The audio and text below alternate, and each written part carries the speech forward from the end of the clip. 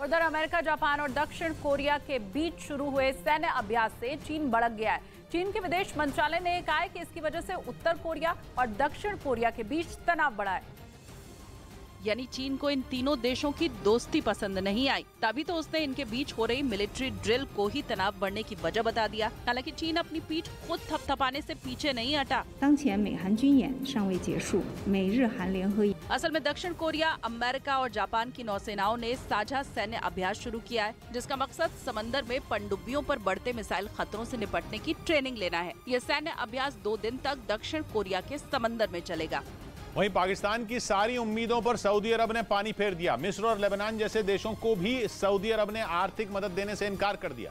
दशकों से सऊदी अरब आर्थिक संकट में फंसे मुस्लिम देशों का मसीहा बनता रहा है और मुस्लिम देशों को आर्थिक मदद के तौर पर बिना शर्त मोटी रकम देता रहा है। मतलब यह कि जिस भी देश पर कोई आर्थिक संकट आया, सऊदी अरब ने उसकी खाली झोली भर दी। पाकिस्तान को उम्मीद यह थी कि इस बार भी सऊदी अरब उसे भीख देकर उसकी मुसीबत का अंत कर देगा, लेकिन इस बार सऊदी अरब ने पाकिस्तान को बड़ा झटका दे दिया। सऊदी अरब ने एक बार फिर साफ कर दिया कि वो किसी भी देश को बिना शर्त कोई मदद नहीं देने वाला। मतलब ये कि अपनी आर्थिक नीति में सऊदी अरब बहुत बड़ा बदलाव करने वाला है। सऊदी अरब ने पिछले कुछ सालों में दुनिया के अलग अलग हिस्सों में भारी भरकम निवेश किया है और सऊदी अरब में नए उद्योग धंधे लगाने पर भी निवेश कई गुना बढ़ाया है, लेकिन वो मुसीबत में फंसे मुल्कों की मदद करने से साफ इनकार कर रहा है। वो भी तब जब यूक्रेन में चल रही जंग के कारण उसकी अर्थव्यवस्था को तगड़ा मुनाफा हुआ है। क्योंकि कच्चे तेल का सबसे बड़ा एक्सपोर्टर देश सऊदी अरब जंग के बाद से ही आर्थिक नीति बदलने में लगा है। जंग शुरू होते ही कच्चे तेल की कीमतें आसमान छूने लगी थी। कच्चा तेल एक्सपोर्ट करने वाले देशों के लिए ये वक्त तगड़ा मुनाफा कमाने वाला रहा। पिछले साल सऊदी अरब का बजट सरप्लस 2800 करोड़ डॉलर रहा, यानी भारतीय रुपयों में करीब 2.25 लाख करोड़ रुपए।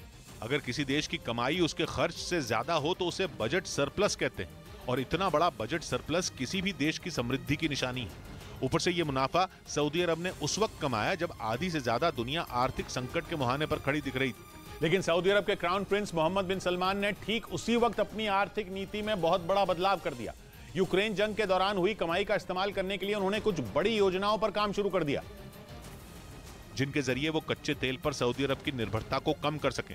यह भी साफ हो गया कि प्रिंस के प्लान में न तो पाकिस्तान के लिए जगह है और न ही मिस्र या लेबनान के लिए।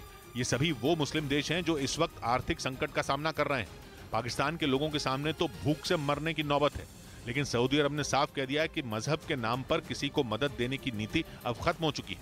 मतलब यह कि पाकिस्तान का मजहब वाला कार्ड अब कभी नहीं चलेगा। पाकिस्तान पिछले 6 महीने में 8 बार सऊदी अरब से कर्ज की भीख मांग चुका है, लेकिन सऊदी अरब के रुख में नरमी नहीं आई।